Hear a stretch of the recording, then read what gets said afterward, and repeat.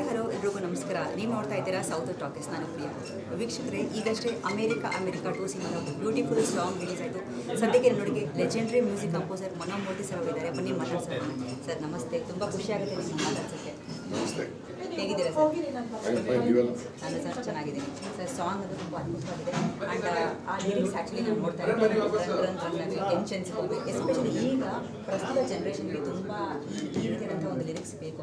Because ಪ್ರತಿಯೊಬ್ಬರು ಕೂಡ ಒಂದು ಟೆನ್ಷನ್ ಲೈಫ್ನಲ್ಲೇ ನಾವು ಲೀಡ್ ಮಾಡ್ತಾ ಇರ್ತೀವಿ. ಸೊ ಈ ಒಂದು ಸಾಂಗ್ ಕಂಪೋಸ್ ಮಾಡಿದ್ರೆ ಹೇಗಿತ್ತು ಅನ್ನೋದು?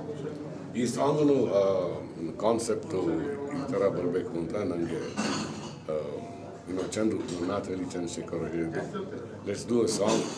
ಅದರಲ್ಲಿ ಎನರ್ಜಿ ಇರಬೇಕು.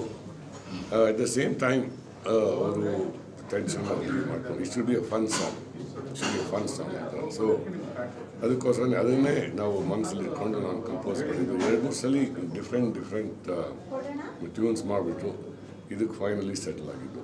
ಸಿಂಪಲ್ ಆಗಿರಬೇಕು, ಎನರ್ಜಿ ಇರಬೇಕು, ಆ್ಯಂಡ್ ಅಷ್ಟೇ. ಇಲ್ಲ ಸರ್, ತುಂಬ ಆ್ಯಕ್ಚುಲಿ ನಮ್ಮ ಕೇಳಿದ ತಕ್ಷಣ ಫುಲ್ ಎನರ್ಜಿ ಬಂತು. ಹಾಗೆಯೇ ಇವಾಗ ಪ್ರತಿಯೊಂದು ಸಿನಿಮಾಗಳಲ್ಲೂ ನಿಮ್ಮ ಸಿನಿಮಾಗಳಲ್ಲಿ ಮ್ಯೂಸಿಕ್ ಒಂದು ಕ್ಯಾರೆಕ್ಟರ್ ಥರ ಪ್ಲೇ ಮಾಡುತ್ತೆ. ಪ್ರತಿಯೊಂದು ಅಂದರೆ ನೀವು ಮ್ಯೂಸಿಕ್ ಮಾಡ್ತಿರೋ ಸಿನಿಮಾಗಳಲ್ಲಿ. ಸೊ ಈ ಸಿನಿಮಾದಲ್ಲೂ ಕೂಡ ಮ್ಯೂಸಿಕ್ ಒಂದು ಕ್ಯಾರೆಕ್ಟರ್ ಪ್ಲೇ ಮಾಡಿದೆ. ಸೊ ನಿಮ್ಮ ಹಾಗೆ ನಾಗತಿಹಳ್ಳಿ ಚಂದ್ರಶೇಖರ್ ಕಾಂಬಿನೇಷನ್ ಅದು ನಮ್ಮೆಲ್ಲರಿಗೂ ಕೂಡ ತುಂಬ ಅಚ್ಚುಮೆಚ್ಚು. ಸೊ ನಾಗತಿ ಸರ್ ಬಗ್ಗೆ ಒಂದೆರಡು ಮಾತು. ಹೌದು, ನಾಗತಿಹಳ್ಳಿ ಚಂದ್ರಶೇಖರ್ ಫಿಲ್ಮ್ಸಲ್ಲಿ ಯಾವಾಗಲೂ first of all very come, ಏನು ಎಕ್ಸ್ಟ್ರೀನಿಯಸ್ ಎಲಿಮೆಂಟ್ಸ್ ಇರೋಲ್ಲ. ಸ್ಟೋರಿ ಲೈನ್ ಏನು ಬೇಕೋ ಅಷ್ಟಕ್ಕಾಗಿ ಹೇಳ್ತಾರೆ. ಅದು ಡೈಲಾಗ್ಸ್ ಮೂಲಕ ಮಾತ್ರ ಅಲ್ಲ, ಈವನ್ ಮ್ಯೂಸಿಕಲಿ ಪ್ರತಿಯೊಂದು ಸಾಂಗು ಅವ್ರ ಮೂವೀಸಲ್ಲಿ ಅದು ಏನೋ ಪರ್ಪಸ್ ಇರುತ್ತೆ ಸಾಂಗ್ಗೆ. ಅದು ಸ್ಟೋರಿನ ಮೂವ್ ಮಾಡುತ್ತೆ, ಅದೇನೋ ಹೇಳುತ್ತೆ. ಇದೂ ರಂಜನ್ ಸಾಂಗು ಫಾರ್ ಎಕ್ಸಾಂಪಲ್. ಈ ಸಾಂಗ್ ಹೇಗಿರ್ಬೋದು, ಬಟ್ ಇನ್ನು ಮೂವಿ ನೋಡಿದಾಗ ನಿಮ್ಗೆ ಗೊತ್ತಾಗುತ್ತೆ it is actually part of the story. ಅದೇನೋ ಹೇಳ್ತಾ ಇದೆ, ಅದೇನೋ ಟೆನ್ಷನ್ ಇರೋದು ಅದನ್ನ ಬ್ರೇಕ್ ಮಾಡೋಕ್ಕೆ ಆ ಥರ. ಹಾಗೇನೆ ಎಲ್ಲ ಸಾಂಗ್ಸ್ನೂ ಅವ್ರ ಮೂವಿನಲ್ಲಿ ಇದೆ. It's all very situation. ಈ ಥರ ಒಂದು ಸಾಂಗ್ ಇಲ್ಲಿ ಹಾಕಬೇಕು, ಮಸಾಲ ಸಾಂಗು, ಒಂದು ಐಟಮ್ ಸಾಂಗ್ ಇಲ್ಲಿ ಹಾಕಬೇಕು, ಆ ಥರ ಏನೂ ಇಲ್ಲ ಅವರಲ್ಲಿ. So it's very different. So I always enjoy ನನ್ನ ಕೊನೆಯ ಪ್ರಶ್ನೆ, ಅಮೇರಿಕಾ ಸಿನಿಮಾ ಒಂದು ಎಮೋಷನಲ್ ಅಟ್ಯಾಚ್ಮೆಂಟ್ ಆಗಿದೆ ಆಗಿನ ಜನ್ರೇಷನ್ಗೆ. ಲಿಟ್ರಲಿ ಇವಾಗಲೂ ಕೂಡ ಆ ಸಾಂಗ್ಸ್ ಕೇಳ್ತಿದ್ರೆ ಅಷ್ಟು ಫ್ರೆಶ್ ಫೀಲಿಂಗ್ ನಮಗೆ ಬರುತ್ತೆ. ಸೊ ಈ ಸಿನಿಮಾ ಅಂದರೆ ನಮಗೆ ಪ್ರೀತಿ ಬದುಕು ಒಂದು ಹೊಸ ಅನುಭವ ಕೊಟ್ಟಿತ್ತು ಆ ಸಿನಿಮಾ.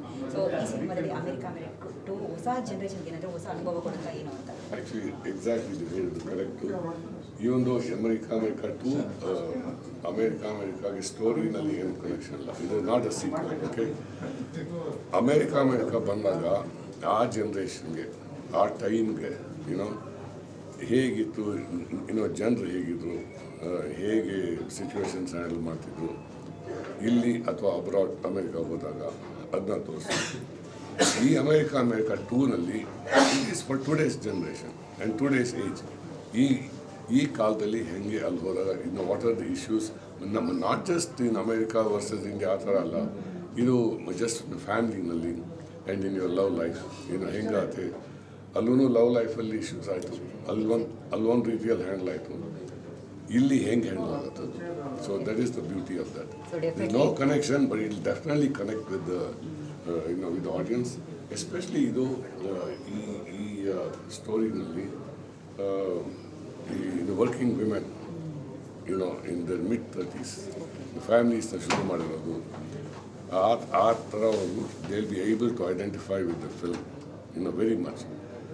ಸೊ ಅದಕ್ಕೋಸ್ಕರ I feel that this film will work well ಅನ್ಸೋದು. I hope so. ಇಲ್ಲ ಸರ್, ಸಾಂಗ್ ನಾವು ಕೇಳ್ತಾ ಇದ್ದಾಗ ಆ ವೈಬ್ಸ್ ಆಲ್ರೆಡಿ ನಮ್ಮೆಲ್ಲ ಕ್ರಿಯೇಟ್ ಆಯಿತು.